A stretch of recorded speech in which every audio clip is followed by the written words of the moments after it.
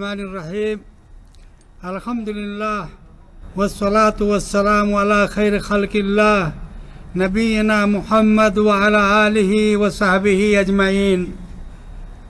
मुअज़्ज़ज़ सामीईन किराम, अभी कुछ देर पहले अजीज़ गिरामी यासीन साहब ने रिया से मुताल्लिक एक शेर पढ़ा था।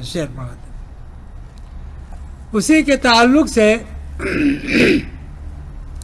मुझे एक वाक़या याद आ गया कि हमारे असलाफ में, बुज़ुर्गों में कितना ज़्यादा इखलास व लिल्लाहियत थी कि वो हर किस्म की रिया व नमूद, किसी किस्म की दुनियावी चाहत और से कितने दूर रहते थे।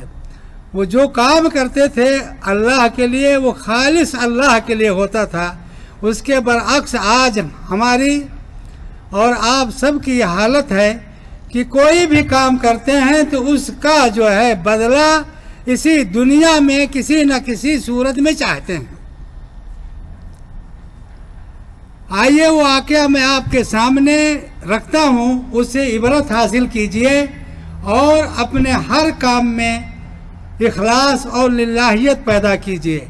क्योंकि कोई मामूली काम हो, अगर उसके अंदर इखलास है, लिल्लाहियत है, रज़ाए इलाही मतलूब है, तो आपके लिए बहुत ही मुफीद और कारआमद साबित होगा। लेकिन अगर कोई बड़े से बड़ा काम हो, बड़ी सी बड़ी इबादत हो, लेकिन अगर उसमें ज़र्रा बराबर भी रिया व नमूद है, कोई और तलब है, कोई और मतलब है, तो वो काम आपका बेकार है। एक वाक़या है जिसको अल्लामा इब्न क़ुतैबा दीनावरी ने अपनी किताब उयूनुल अख़बार में लिखा है।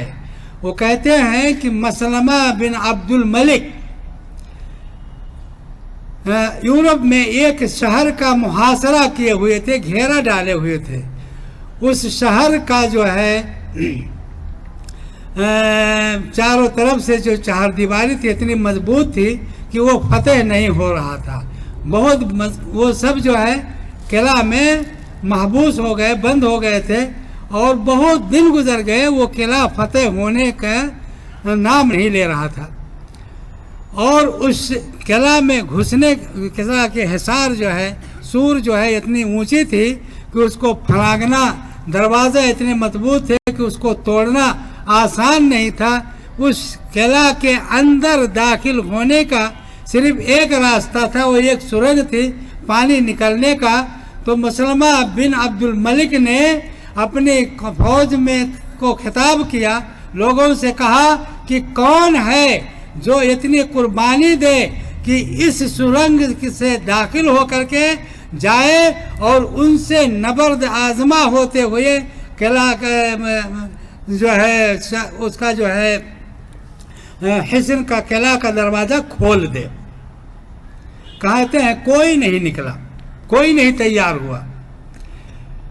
फिर दोबारा उन्होंने आवाज़ दी तो एक आदमी आखिर से आया और उसने जो है वो जो है उस सुरंग में दाखिल हुआ और लड़ते भिड़ते हुए जा करके दरवाज़ा खोल दिया। दरवाज़ा जब खोल दिया, मुसलमानों की फौज जो है किला में के अंदर दाखिल हुई और किला फतेह हो गया।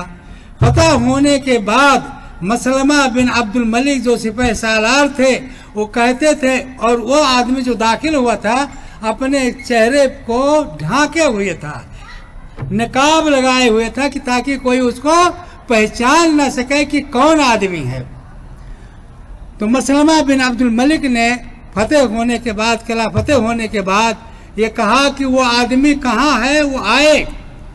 कहते हैं कोई आदमी नहीं आया। दोबारा उन्होंने कहा कि साहिबुन नकब, सुराख में घुसने वाला आदमी, वो कहाँ है, वो आ जाए। कोई नहीं जाहिर हुआ। जब देखा उन्होंने कि वो आदमी अपने आप को जाहिर नहीं करना चाहता है, तो उन्होंने कहा कि वो आदमी जिस वक्त और जब चाहे तन्हाई में मेरे पास आए और मुझसे मिल जाए।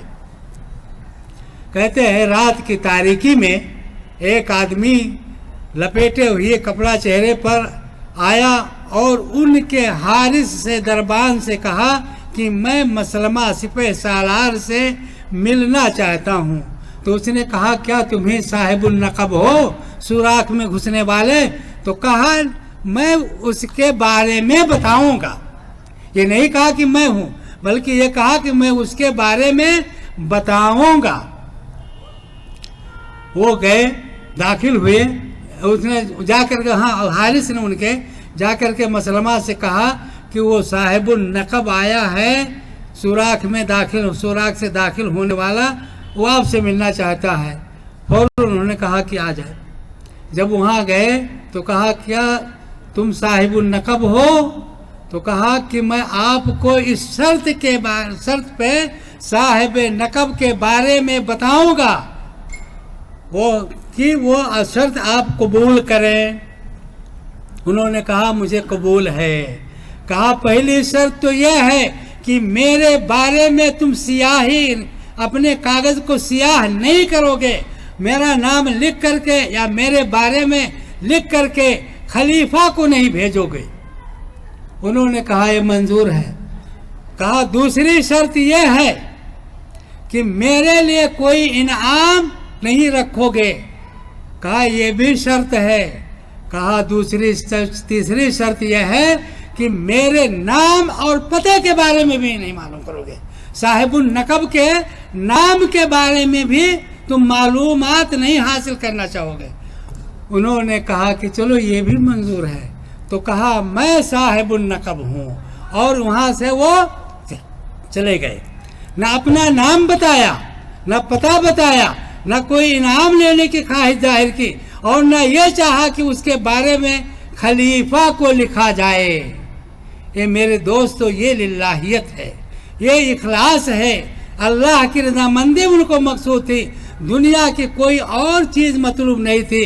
आज हमारी और आपकी क्या हालत है कि अगर कोई मामूली भी काम कर रहे हैं तो ये चाहते हैं कि उसका नाम उजागर होना चाहिए, उसका नाम अखबार में छपना चाहिए, उसकी तस्वीर आनी चाहिए, लोगों के बारे में उसको मालूमात होने चाहिए, और दुनिया के माल और दौलत से उसको नवाजा जाए। आज अवाम को छोड़िए, उलमा की हालत यह है कि अगर उनसे कहा जाए कि साहब आप फला जगह आप आकर के कुछ लोगों को वाज नसीहत कर दीजिए, तो सबसे पहले वो अपना नजराना जो है वो अपने अकाउंट में जमा करवा लेंगे, तब जाएंगे, उससे पहले नहीं जाएंगे। क्या मेरे दोस्त, क्या यही इखलास है, यही लिल्लाहियत है? अल्लाह तबारक ताला, जैसा कि अभी आपने एक तकरीर सुनी दावत के बारे में, कि अल्लाह ताला फरमाता उमन अहसनु कौलन मिम्मन दाआ इलल्लाह व अमिला सालिहन व क़ाल इन्ननी मिनल मुस्लिमीन, कि उससे बेहतर बात किसकी हो सकती है? हसन बसरी कहते हैं कि जो अल्लाह ताला की दावत, अल्लाह की तरफ लोगों को बुलाए, वो सबसे ज़्यादा अफजल है। लेकिन कब? जब उसके अंदर इलाहियत होगी, इखलास होगा, रिया और नमूद नहीं होगा, या दुनिया की कोई चीज़ मतलूब नहीं होगी। इसलिए मेरे अजीज़ों और दोस्तों, मेरे कहने का मकसद यह है कि हम जो काम भी करें, वो उसमें रज़ाए इलाही मकसूद हो। दुनिया की कोई और चीज़ रिया और नमूद, शोहरत, नाम या माल और दौलत ना हो, बल्कि लिल्लाहियत हो, इखलास हो।